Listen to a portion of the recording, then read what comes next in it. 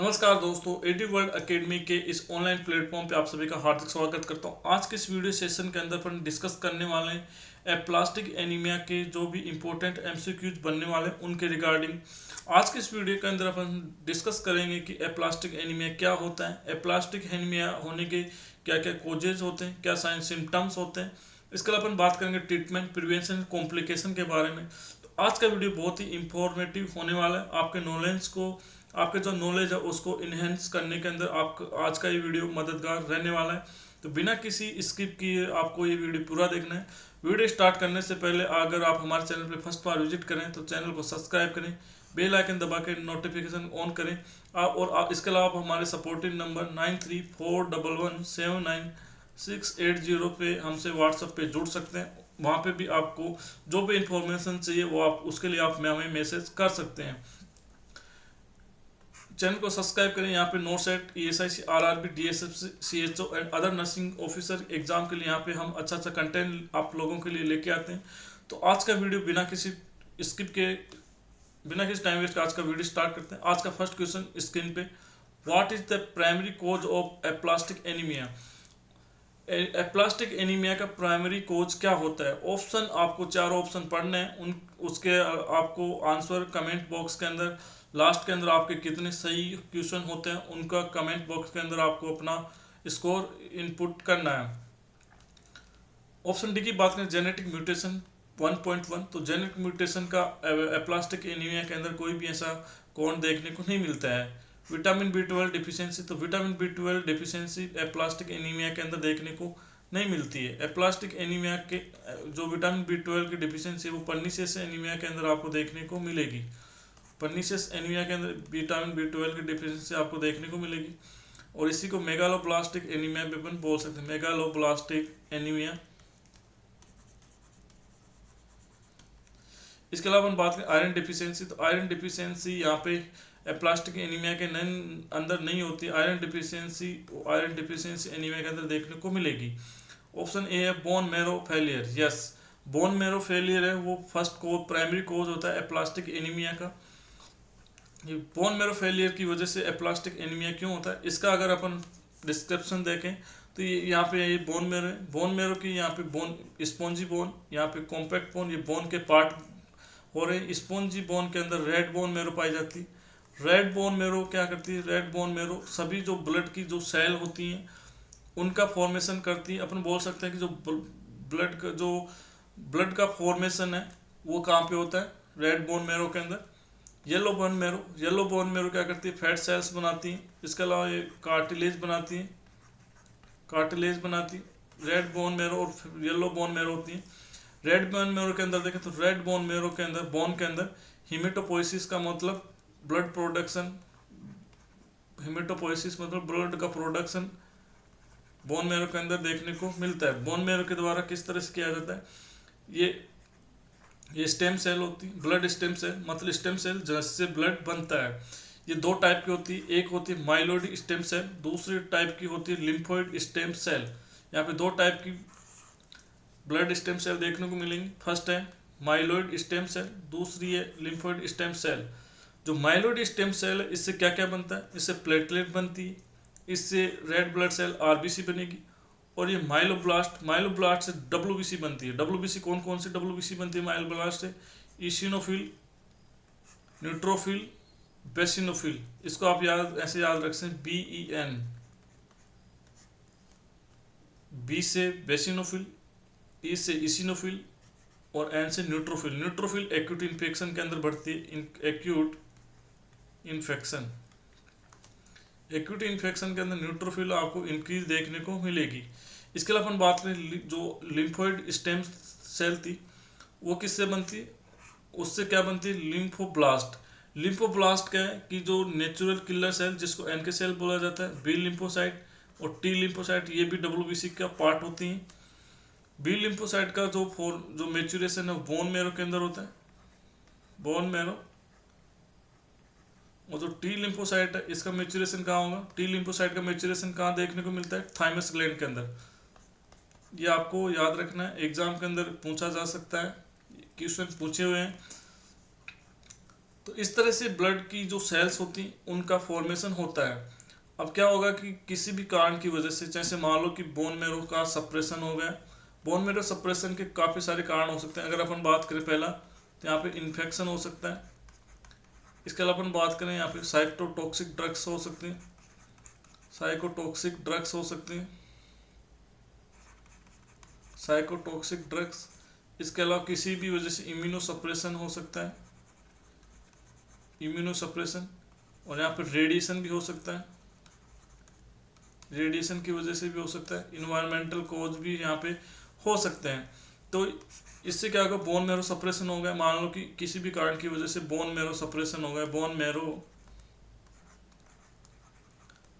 Marrow suppression हो गया। Bone marrow suppression होने के बाद क्या होगा कि ये जो सभी सेल्स हैं, ये फॉर्म या हीमेटोपोइसिस प्रोसेस है वो यहाँ पे डिक्रीज हो जाएगी या बहुत स्लो हो जाएगी। तो हीमेटोपोइसिस के प्रोसेस स्लो हो जाएगी, तो यहाँ पे ब्लड स्टेम सेल है वो नहीं बन पाएगी, ब्लड सेल नहीं बन पाएगी, तो यहाँ पे प्लेटलेट्स नहीं बन पाएगी, रेड ब्लड सेल नहीं बन पाएगी, और यहाँ पे WBC भी यहाँ पे नहीं बन पाएगी। तो इस वजह से रेड RBC डिक्रीज हो रही है, तो यहाँ पे एनीमिया देखने को मिलेगा। प्लेटलेट डाउन हो रही है, तो यहाँ पे ब्लीडिंग देखने को मिल सकती है। WBC नहीं बन रही है, तो यहाँ पे इन्फेक्शन बॉडी के अंदर देखने को मिल सकता है। इस तरह से जो एप्लास्टिक एनीमिया की पूरी प्रोसेस होता कैसे है, ये मैंने आपको यहाँ पे समझा दिया है। इम्पोर्टेंट प्रोसेस है, आप इसको वीडियो को रिवाइज करके इसको अच्छे से समझ सकते हैं। नेक्स्ट क्वेश्चन की अपन बात करें यहाँ पे। Next question, which of the following blood component are decrease in aplastic anaemia, कि एप्लास्टिक एनीमिया के अंदर कौन कौन से जो ब्लड कंपोनेंट्स हैं वो डिक्रीज होते हैं। ऑप्शन ए है यहाँ पे रेड ब्लड सेल ओनली, कि ओनली RBC डिक्रीज होती है, ओनली RBC, तो ये गलत है। RBC डिक्रीज जरूर होती है, मतलब कम जरूर होती है, लेकिन केवल RBC नहीं होती है, इसलिए गलत है। वाइट ब्लड सेल ओनली, ये भी रॉन्ग है। जैसे मैंने आपको पिछले क्वेश्चन के अंदर बताया था, WBC डिक्रीज जरूर होती है, लेकिन केवल WBC डिक्रीज नहीं होती, ये बात गलत है। प्लेटलेट्स ओनली, तो ये बात भी गलत है। प्लेटलेट्स ओनली डिक्रीज नहीं होती, प्लेटलेट्स भी डिक्रीज होती है। यहाँ पे दे रखा है D option, all blood cell pancytopenia. जब ये सारी ब्लड सेल डिक्रीज हो जाती है, इस कंडीशन को बोला जाता है पैनसाइटोपिनिया। पैनसाइटोपिनिया, पीनिया का वर्ड का मतलब, जहाँ पे पीनिया वर्ड लगा हुआ है इसका मतलब होता है डिक्रीज, आपको ये याद रखना है। और पान अगर कहीं पे भी लगा आएगा तो उसका मतलब होगा ऑल या ऑल अपन मान सकते हैं, ऑल या कंप्लीट।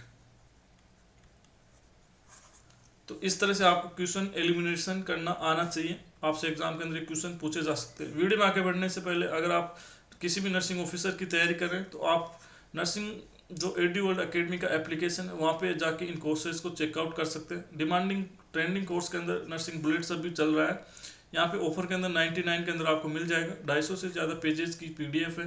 नर्सिंग बुलेट जो एग्जाम के अंदर 1 लाइनर क्वेश्चन आते हैं उनको यहाँ पे अच्छे से इंक्लूड किया गया है, तो आप वहाँ पे जाके चेकआउट कर सकते हैं। इसके अलावा BTSC का कोर्स जो कि बिहार स्टाफ नर्स के लिए जो वैकेंसी आने वाली है उसके लिए यहाँ पे लॉन्च कर दिया गया है। CHO के लिए यहाँ पे CHO और NHM की वैकेंसी के लिए यहाँ पे 2000 टेस्ट, 2000 MCQs अवेलेबल हैं। इसके अलावा ESIC की टेस्ट यहाँ पे अवेलेबल है, आप चेकआउट कर सकते हैं। एप्लीकेशन का लिंक है वो वीडियो को डिस्क्रिप्शन में मिल जाएगा। नेक्स्ट क्वेश्चन पे आगे बढ़ते हैं।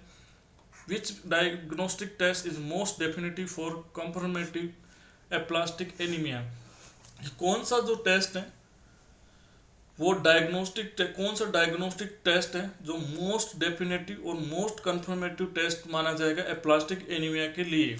अपन बात करें ऑप्शन ए की, ऑप्शन है पेरिफेरल ब्लड स्मीयर। तो पेरिफेरल ब्लड स्मीयर यहाँ पे कंफर्मेटिव टेस्ट यहाँ पे नहीं हो सकता। PBS यहाँ पे कंफर्मेटिव टेस्ट नहीं हो सकता, इसको करवाया जा सकता है लेकिन कंफर्मेटिव टेस्ट यहाँ पे देखने को नहीं मिलेगा। ऑप्शन डी की बात करें यहाँ पे कॉम टेस्ट कंफर्मेटिव टेस्ट यहाँ पे एप्लास्टिक एनीमिया के अंदर कॉम टेस्ट है वो कंफर्मेटिव टेस्ट यहाँ पे नहीं बनता है। कॉम टेस्ट एप्लास्टिक एनीमिया के अंदर करवाया जा सकता है, एप्लास्टिक एनीमिया के अंदर, हीमोलाइटिक एनीमिया के अंदर करवाया जाता है, हीमोलाइटिक एनीमिया के अंदर कॉम टेस्ट करवाया जाता है। कंप्लीट ब्लड काउंट सीबीसी करवाया जा सकता है, लेकिन यहाँ पे कंफर्मेटिव टेस्ट सीबीसी यहाँ पे नहीं बनेगा। यहाँ पे bone marrow biopsy, yes bone marrow biopsy यहाँ पे कंफर्मेटिव टेस्ट यहाँ पे बनने वाला है, कंफर्मेटिव डायग्नोस्टिक टेस्ट यहाँ पे बनने वाला है। बोन मेरो बायोप्सी कंफर्मेटिव, यहाँ पे बोन का जो थोड़ा सा पीस लिया जाता है और बोन मेरो एस्पिरेशन भी कर सकते हैं। बोन मेरो एस्पिरेशन भी किया जा सकता है। बोन मेरो एस्पिरेशन का ये फ्लूइड है वो थिक होता है। अगर बोन मेरो एस्पिरेशन का फ्लूइड नहीं आ रहा है तो बोन मेरो से एक पीस लिया जाता है, उसको अपन बोलते हैं bone marrow biopsy. Next question पे अगर बात करते हैं, which symptom is most commonly associated with aplastic anaemia, कि कौन सा सिम्टम्स हैं जो एप्लास्टिक एनीमिया के साथ मोस्ट कॉमनली एसोसिएटेड मिलेगा। ऑप्शन ए है यहाँ पे जॉन्डिस। तो जॉन्डिस का एप्लास्टिक एनीमिया के अंदर कोई भी रिलेशन नहीं होता है। ये जब आरबीसी टूटती है बहुत ज़्यादा, आरबीसी डिस्ट्रक्शन जब बढ़ेगा, आरबी की टूटने से हीमोग्लोबिन रिलीज होगा, हीमोग्लोबिन से यहाँ पे बिलिरुबिन का लेवल बॉडी के अंदर बढ़ जाएगा, तो यहाँ पे जॉन्डिस उस कंडीशन के अंदर देखने को मिलेगा। एप्लास्टिक एनीमिया के अंदर जॉन्डिस का कोई भी यहाँ पे रिलेशन डायरेक्टली नहीं रहने वाला। पेरिफेरल न्यूरोपैथी एप्लास्टिक एनीमिया के अंदर नहीं देखने को मिलेगी। B12 की डिफिशियंसी के अंदर ये देखने को मिल सकती है। विटामिन B12 की डिफिशियंसी होगी तो वहाँ पे पेरिफेरल न्यूरोपैथी देखने को मिल सकती है। परनीसिस एनीमिया के अंदर ये देखने को मिल सकती है, लेकिन एप्लास्टिक एनीमिया के अंदर पेरिफेरल न्यूरोपैथी यहाँ पे साइन सिम्टम्स नहीं बनने वाला है।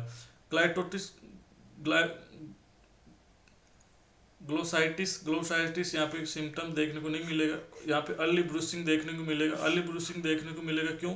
यहाँ पे प्लेटलेट है वो डिक्रीज हो जाएगी, तो इस वजह से वहाँ पे ब्लीडिंग देखने को मिल सकती है। ब्रूसिंग का मतलब है लाइट थोड़ी हल्की हल्की ये ब्लीडिंग देखने को मिल सकती है। नेक्स्ट क्वेश्चन की अपन बात करें यहाँ पे, what is the first line treatment for severe aplastic anaemia in younger patient, कि यंगर पेशेंट के अंदर सीवियर एप्लास्टिक एनीमिया हो चुका है तो वहाँ पे फर्स्ट लाइन ट्रीटमेंट कौन सा रहने वाला है। ऑप्शन ए की अगर अपन बात करें, और एक ऑप्शन ए यहाँ पे इम्यूनोसप्रेसिव थेरेपी। इम्यूनोसप्रेसिव थेरेपी कैसे इसका प्लास्टिक एनीमिया का ट्रीटमेंट हो सकते हैं? इम्यूनोसप्रेसिव थेरेपी यहाँ पे हो ही नहीं सकती।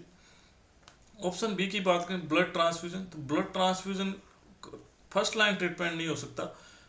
Blood transfusion can be done, किया जा सकता है कि प्लेटलेट्स कम हो गई, WBC कम हो गई, RBC कम हो गई, तो पेशेंट को सर्वाइव करने के लिए अपन ब्लड ट्रांसफ्यूजन कर सकते हैं, लेकिन वो उसको जो फर्स्ट ट्रीटमेंट उसको अपन नहीं मान सकते।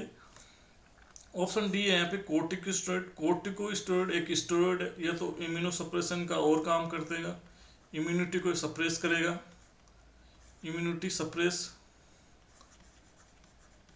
को सप्रेशन करेगा, इन्फेक्शन को और ज़्यादा बढ़ाएगा। इसके अलावा जो ऑटोइम्यून ये जो कोर्टिकोस्टेरॉइड है ये हाइपरग्लाइसीमिया करते हैं, हाइपरग्लाइसीमिया के अंदर इन्फेक्शन का ज़्यादा चांसेस और बढ़ जाते हैं, तो यहाँ पे कोर्टिकोस्टेरॉइड भी नहीं हो सकता। ऑप्शन सी बचा है haematopoietic stem cell transplant, yes, जिसको अपन बोन मेरो ट्रांसप्लांट भी बोल सकते हैं। बोन मेरो ट्रांसप्लांट, इसके अंदर स्टेम सेल भी ट्रांसप्लांट की जाती हैं। तो कन्फर्म जो फर्स्ट लाइन ट्रीटमेंट है और जिसको कन्फर्म ट्रीटमेंट, डेफिनेटिव ट्रीटमेंट भी हम हीमोपोएटिक स्टेम सेल ट्रांसप्लांट को ही कंसिडर्ड यहाँ पे करेंगे। नेक्स्ट क्वेश्चन की अपन बात करें, which virus is most commonly associated with aplastic anaemia, ये कौन सा वायरस है जो एप्लास्टिक एनीमिया के साथ एसोसिएटेड है, मतलब कौन से वायरस का इन्फेक्शन होगा ताकि पेशेंट को एप्लास्टिक एनीमिया अकर हो सकता है। ऑप्शन ए की बात करें हेपेटाइटिस, तो हेपेटाइटिस की वजह से प्लास्टिक एनीमिया यहाँ पे नहीं होता है। ऑप्शन डी की बात करें HIV, तो HIV की वजह से यहाँ पे प्लास्टिक एनीमिया आपको देखने को नहीं मिलेगा। ऑप्शन बी की बात करें एप्स्टेशन बार वायरस, इसकी वजह से भी नहीं होता, यहाँ पे रिलेशन है parvovirus B19, yes, option C यहाँ पे राइट आंसर यहाँ पे रहने वाला है। मैक्सिमम इसी की वजह से ये देखने को मिलेगा, मैक्सिमम केसेज। नेक्स्ट क्वेश्चन की अपन बात करें, which medication is commonly used for immunosuppressive therapy in aplastic anaemia, कि कौन सी मेडिकेशन है कॉमनली यूज की जाती है इम्यूनोसप्रेशन के लिए एप्लास्टिक एनीमिया के अंदर, मतलब कि कौन सी जो मेडिसिन है उसकी वजह से एप्लास्टिक एनीमिया अकर हो सकता है। तो अगर अपन बात करें यहाँ पे मेथोट्रेक्सेट, मेथोट्रेक्सेट एक एंटी कैंसर ड्रग है। इसके अलावा अपन बात करें इमिटिमिट, आप इसकी वजह से यहाँ पे ये इम्यूनो सप्रेशन थेरेपी के अंदर नहीं होती। हाइड्रोक्सी यूरिया यहाँ पे यूज नहीं होता है। ये सिकल सेल एनीमिया के अंदर यूज किया जाता है। सिकल सेल एनीमिया के अंदर यूज कर सकते हैं इसको। ऑप्शन बी है यहाँ पे साइक्लोस्पोरिन, या साइक्लोस्पोरिन ग्रुप है। ये क्या करती है, ये इम्यूनो सप्रेशन करती है, इम्यूनो सप्रेशन करती है।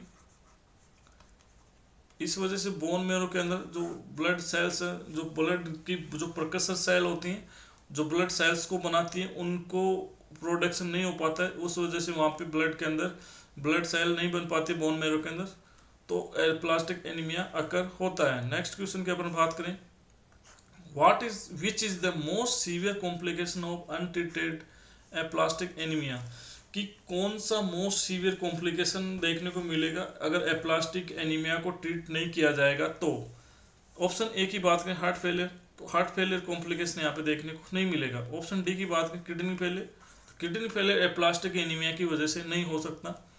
आयरन ओवरलोड है, तो iron overload most common severe complication यहाँ पे देखने को नहीं मिलेगा। अगर अपन बहुत ज़्यादा एक्सेसिव ब्लड ट्रांसफ्यूजन कर देंगे तो यहाँ पे ओवरलोड हो सकता है।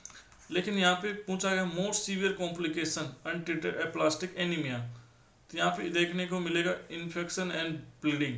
क्यों देखने को मिलेगा कि एप्लास्टिक एनीमिया के अंदर, जैसा मैंने आपको फर्स्ट क्वेश्चन के अंदर बताया था, एप्लास्टिक एनीमिया के अंदर होता क्या है, एप्लास्टिक एनीमिया के अंदर प्लेटलेट डिक्रीज हो जाएगी, डिक्रीज प्लेटलेट।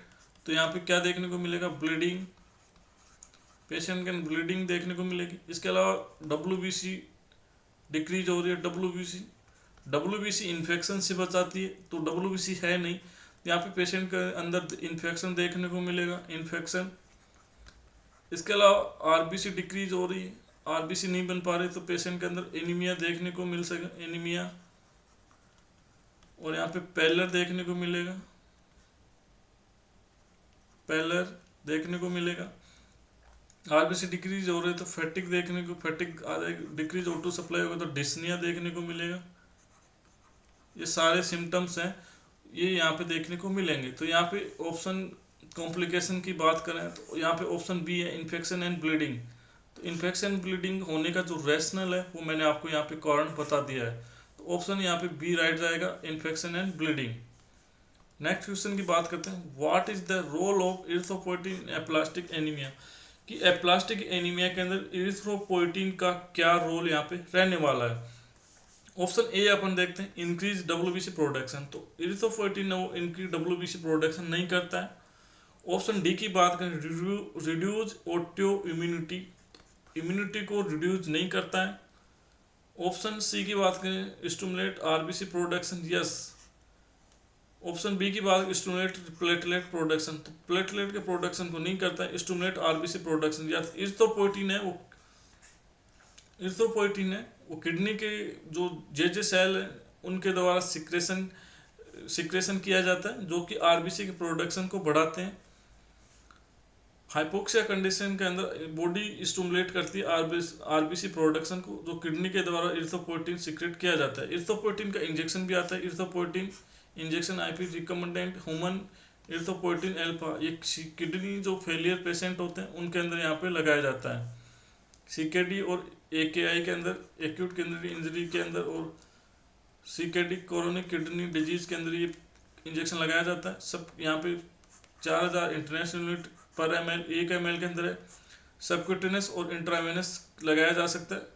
1 ml की सीरींज होती है, single dose pre filled syringe होती है, तो इसको मोस्टली सबक्यूटेनियस दिया जाता है, तो आपको ये याद रखना। इसके अलावा 10,000 इंटरनेशनल यूनिट के अंदर भी आता है,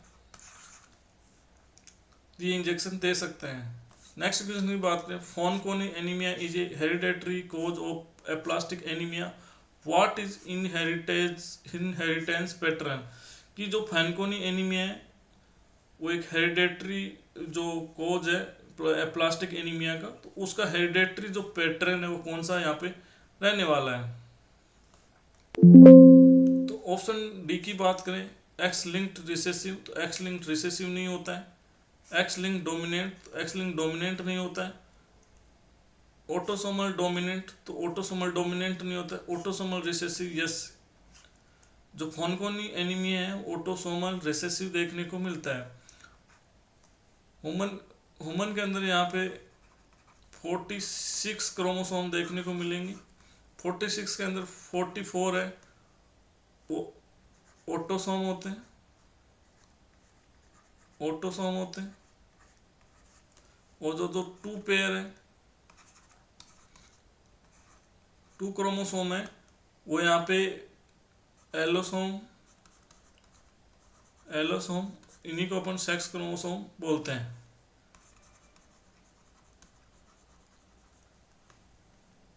मेल के अंदर एक्स वाई और फीमेल के अंदर एक्स एक्स देखने को मिलते हैं। Female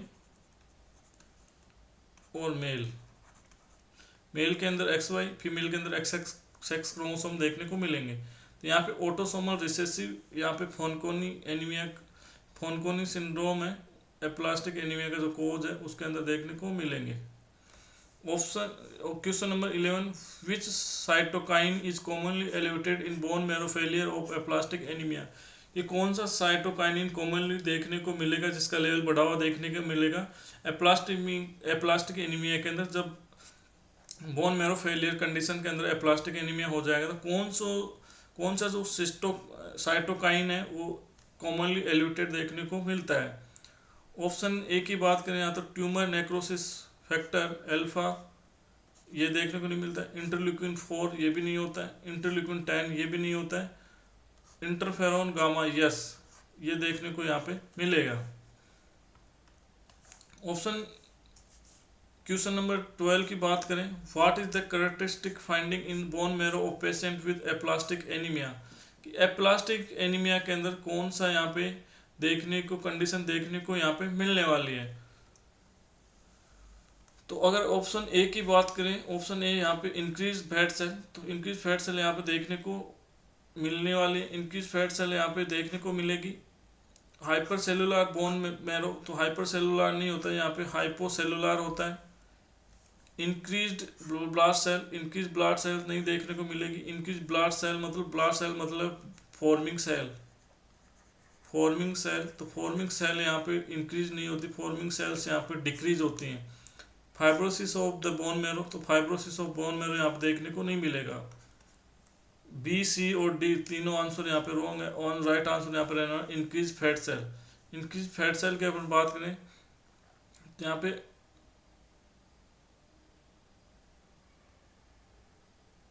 bone marrow in aplastic anaemia is hypocellular and replaced by fat cell, fat cell के द्वारा रिप्लेस कर दी जाती है। Hypercellular marrow is seen in condition like leukaemia, increased blast seen are acute leukaemia, fibrosis occur in myelofibrosis के अंदर देखने को मिलेगी। नेक्स्ट क्वेश्चन की अपन बात करें, which of the following is not a cause of secondary aplastic anaemia. Secondary aplastic anaemia का कोज कौन सा यहाँ पे नहीं होता है। एप्लास्टिक एनीमिया किसकी वजह से यहाँ पे नहीं होगा उसको कारण बताएं। रेडिएशन एक्सपोजर, रेडियो एक्सपोजर की वजह से यहाँ पे होता है, तो ये इसका आंसर नहीं हो सकता। कीमोथेरेपी ड्रग्स की वजह से भी ये होता है। ऑटोइम्यून डिजीज भी, ऑटोइम्यून की वजह से भी एप्लास्टिक एनीमिया यहाँ पे हो सकता है। एप्लास्टिक, ये सभी एप्लास्टिक एनीमिया के कारण है। तो यहाँ पे सिकल सेल डिजीज यहाँ पे नहीं होती है। ये एप्लास्टिक एनीमिया का कोज नहीं है, सिकल सेल एनीमिया का कोज यहाँ पे हो सकती है। नेक्स्ट क्वेश्चन की अपन बात करेंगे यहाँ पे, which laboratory finding is most suggestive of aplastic anaemia. कि कौन सी फाइंडिंग है जो एप्लास्टिक एनीमिया के अंदर मोस्ट सजेस्टिव देखने को मिलेगी। High reticulo count, reticulo count कैसे होता है। रेटिकुलोसाइट क्या होती है, रेटिकुलोसाइट क्या होती है, immature RBC, immature immature RBC, जब आरबीसी मेच्योर नहीं होती, इमेच्योर आरबीसी के अंदर न्यूक्लियस होता है, न्यूक्लियस प्रेजेंट, न्यूक्लियस पाया जाता है। हाई रेटिकुलोसाइट कैसे यहाँ पे देखने को मिल सकती हैं। ऑप्शन डी की बात करें, high ferritin level, high ferritin level यहाँ पे देखने को नहीं मिलेगा। High ferritin elevated erythrocyte sedimentation rate, erythrocyte sedimentation rate कैसे देगा, इर्थोसाइट यहाँ पे बनती ही नहीं है, तो सेडिमेंट क्या होगी, तो ऑप्शन सी भी यहाँ पे एलिमिनेट हो जाएगा। Option B low reticulo count, yes, low reticulocyte count, yes, RBC decrease होगी। कौन सी आरबीसी, आरबीसी बनी नहीं है, इमेच्योर आरबीसीज हैं वो यहाँ पे बन ही नहीं पाती हैं, तो लो रेटिकुलोसाइट यहाँ पे रहने वाली हैं। नेक्स्ट क्वेश्चन की बात करें, which of the following is most common presentation of aplastic anaemia, कि कौन से साइन सिम्टम्स हैं जो बता रहे हैं कि एप्लास्टिक एनीमिया यहाँ पे देखने को मिलेगा। बोन पेन, तो बोन पेन क्यों होगा एप्लास्टिक एनीमिया के अंदर, बोन मैरो के अंदर दिक्कत होती है, बोन पेन यहाँ पे कॉमन नहीं रहेगा, तो ऑप्शन ए रॉन्ग हो जाएगा। जॉन्डिस, जॉन्डिस एप्लास्टिक एनीमिया का साइन सिम्टम यहाँ पे प्रेजेंटेशन नहीं हो सकता। इनलार्ज स्प्लीन, इनलार्ज स्प्लीन क्यों होगा, इनलार्ज स्प्लीन होगा नहीं, यहाँ पे आरबीसी प्रोडक्शन हो ही नहीं रहा, तो ब्लड सेल डिस्ट्रॉय नहीं होंगे, तो जो स्प्लेनोमेगली इनलार्ज साइज कैसे हो सकती है। फैटिग एंड पेलर, यस, जब आरबीसी नहीं बन रही है, आरबीसी डिक्रीज तो O2 डिक्रीज, O2 डिक्रीज तो पेशेंट के अंदर जो एनर्जी के जो ऑक्सीजन चाहिए किसी भी काम करने के लिए वो कम हो जाएगी, तो यहाँ पे फैटिकनेस देखने को मिलेगी। आरबीसी कम तो हीमोग्लोबिन कम, हीमोग्लोबिन कम तो यहाँ पे पेलर वाइटनेस देखने को मिलेगी।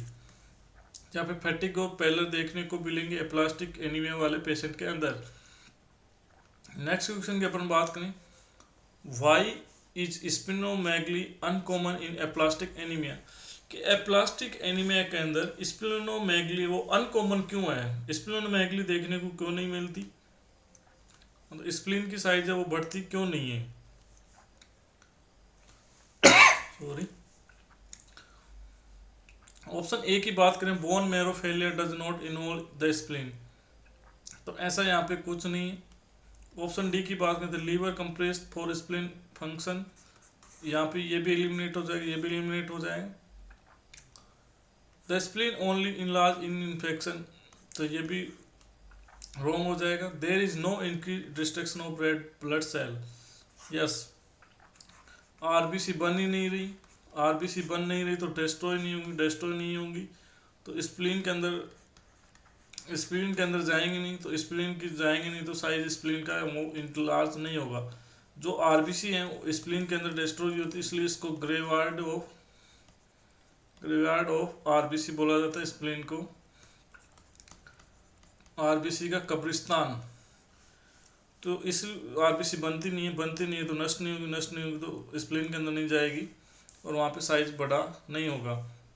नेक्स्ट क्वेश्चन के बारे में बात करें, which of the following drug is most likely to cause aplastic anaemia, इन डिजीज के अंदर कौन सी, इन जो ड्रग्स है इनके अंदर कौन सी लेने से एप्लास्टिक एनीमिया है वो कोज हो सकता है। ऑप्शन डी की बात करें, एस्प्रिन, तो एस्प्रिन ऐसा इम्यूनोसप्रेसेंट एजेंट नहीं होता है, ये एंटीप्लेटलेट एजेंट होती है, एंटीप्लेटलेट एजेंट। एस्प्रिन क्या करती है, प्लेटलेट के एग्रीगेशन और एडरेंस को रोकती है, खून को जमने से रोकती है। एस्प्रिन को, aspirin with full glass of water के साथ देनी चाहिए, full glass of water, full glass of water. Aspirin को वायरल इन्फेक्शन के साथ बच्चों के अंदर नहीं देनी चाहिए क्योंकि वहाँ पे रे सिंड्रोम हो सकता है। मेटफॉर्मिन, मेटफॉर्मिन है यहाँ पे एप्लास्टिक एनीमिया से कोई रिलेशन नहीं है। मेटफॉर्मिन ड्रग ऑफ चॉइस होते हैं डायबिटीज टाइप 2 की, डीएम टाइप डायबिटीज 2। कॉम्प्लिकेशन की बात करें तो यहाँ पे साइड इफेक्ट या कॉम्प्लिकेशन की बात करें मेटफॉर्मिन का तो लैक्टिक एसिडोसिस होता है, लैक्टिक एसिडोसिस होता है। फुरसेमाइड है, ये फुरसेमाइड का यहाँ कोई रिलेशन नहीं है, फुरसेमाइड एंटी डायरेटिक ड्रग है, एंटी डायूरेटिक ड्रग। कौन सी diuretic, loop diuretic, loop diuretic drug है, लूप डायूरेटिक ड्रग है। एक ऑप्शन बताया कार्माजेपाइन, यस कार्माजेपाइन की वजह से यहाँ पे एप्लास्टिक एनीमिया हो सकता है। कार्माजेपाइन किसके अंदर यूज की जाती है? न्यूरोले ट्राइजेमाइनल ट्राइजेमाइनल न्यूरोलजिया के अंदर, नारोफेन के अंदर कार्माजेपाइन यूज की जाती है। नेक्स्ट क्वेश्चन की बात करें, what is the main function of anti thymocyte globulin ATG in aplastic anaemia treatment? कि एप्लास्टिक एनीमिया ट्रीटमेंट के अंदर जो एंटी थाइमोसाइट ग्लोबुलिन एटीजी होती है उसका फंक्शन क्या होता है? ऑप्शन डी की बात में, ट्रीट इन्फेक्शन, इन्फेक्शन को तो ये कम नहीं करती, इन्फेक्शन को ट्रीटमेंट नहीं करती। Replace deficit red blood cell, कि आरबीसी को रिप्लेस नहीं करती। ऑप्शन ए की बात में, stimulate stem cell production, stem cell के प्रोडक्शन को स्टिमुलेट नहीं करती है। इसके प्रोडक्शन के लिए अपन ने इरिथ्रोपोइटिन देखा था, स्टेम सेल को नहीं, वो किसको कर रहा था? रेड ब्लड सेल के, रेड ब्लड सेल के प्रोडक्शन को वो स्टिमुलेट कर रहा था। तो ए सी और डी रॉन्ग हो गए। ऑप्शन बी बचा है, suppress immune mediated bone destruction, suppress immune mediated bone marrow destruction, yes कि बोन मैरो को जो भी ऑटोइम्यून डिजीज की वजह से वो डिस्ट्रॉय हो रहा है किसी भी कारण की वजह से, तो वो जो इम्यून मीडिएटेड सप्रेस है उसको डिस्ट्रक्शन करेगी, जिससे कि बोन मैरो के डिस्ट्रक्शन को वो बचाया जा सके। नेक्स्ट क्वेश्चन की बात करें यहाँ पे, which dietary advice is most appropriate for patient with aplastic anaemia? कि एप्लास्टिक एनीमिया के पेशेंट को कौन सी डाइट अपन मोस्ट अप्रोप्रिएट एडवाइस करेंगे? Increase iron rich food, iron rich food diet क्यों करेंगे? यहाँ पे आयरन रिच फूड करेंगे तो आयरन ओवरलोड हो जाएगा। आयरन रिच डाइट किसके अंदर करते हैं? आयरन डिफिशिएंसी एनीमिया के अंदर पेशेंट को हाई रिच डाइट देते हैं। ऑप्शन बी की बात करें, high protein diet to promote healing, कौन सी हीलिंग की बात करें? यहाँ पे हाई प्रोटीन डाइट दे सकते हैं, मोस्ट अप्रोप्रिएट थोड़ी ये है। इंक्रीज डेयरी प्रोडक्ट इसके अंदर देने की दे सकते हैं, लेकिन यहाँ पे मोस्ट अप्रोप्रिएट एडवाइस यहाँ पे नहीं हो सकती। Increase dietary product pernicious anaemia के पेशेंट को देंगे, पर्नीशियस एनीमिया वाले पेशेंट को देंगे। क्यों देंगे? डेयरी प्रोडक्ट के अंदर विटामिन B12 होता है, वो अच्छी खासी मात्रा के अंदर पाया जाता है। Dairy product and animal product के अंदर विटामिन B12 ज़्यादा देखने को मिलता है। ऑप्शन सी है, अवॉइड रॉ और uncooked food, yes avoid raw, और इसका मतलब क्या है कि अवॉइड मतलब कच्चे और जो बिना पकाए जो फ्रूट्स हैं उनको यहाँ पे जैसे सलाद वगैरह यूज पेशेंट को नहीं करना है, क्योंकि इनसे इन्फेक्शन बढ़ेगा। तो वहाँ पे एप्लास जो बोन मेरो पहले से सप्रेस है, इन्फेक्शन की वजह से और ज़्यादा सप्रेस हो सकती है, और वहाँ पे पैनसाइटोपिनिया है, वो सीवियर कंडीशन के अंदर जा सकता है। एप्लास्टिक एनीमिया की कंडीशन और ज़्यादा सीवियर वहाँ पे हो सकती है, इसलिए उसको रॉ मटेरियल और अनकुक्ड फूड वहाँ पे नहीं देना है। विच of the following differentiate aplastic anaemia from leukaemia? कि कौन सी कंडीशन है जिससे एप्लास्टिक एनीमिया ल्यूकेमिया से डिफरेंस है? लो प्लेटलेट काउंट, तो दोनों के अंदर लो प्लेटलेट काउंट होती है, तो ये नहीं हो सकता। पैनसाइटोपिनिया, ल्यूकेमिया के अंदर भी पैनसाइटोपिनिया देखने को मिलेगा, और ल्यूकेमिया के अंदर भी और एप्लास्टिक एनीमिया के अंदर ये भी नहीं होगा। हाइपोसेलुलर बोन मैरो दोनों के अंदर देखने को मिलेगा, एप्लास्टिक एनीमिया और ल्यूकेमिया के अंदर। तीसरा, presence of blood cell presence होती हैं, यहाँ पे ये जाएगा, राइट आंसर है प्रेजेंस ऑफ ब्लड सेल। यहाँ पे देखो, blood cell are feature of leukaemia not aplastic anaemia, तो यहाँ पे प्रेजेंस ऑफ ब्लड सेल है, ये किसके अंदर रहती है? ल्यूकेमिया के अंदर। एप्लास्टिक एनीमिया के अंदर तो बनती ही नहीं है। एप्लास्टिक एनीमिया के अंदर जो प्रेजेंस ऑफ ब्लड सेल है ये नहीं बनती है, ये सिर्फ ल्यूकेमिया के अंदर बनती है। तो आज का सेशन यहीं तक। मिलते हैं नेक्स्ट क्लास में। Thank you very much, thank you for watching. आज का सेशन कैसा लगा आपको कमेंट करके ज़रूर बताइएगा। मिलते हैं नेक्स्ट क्लास में। Thank you.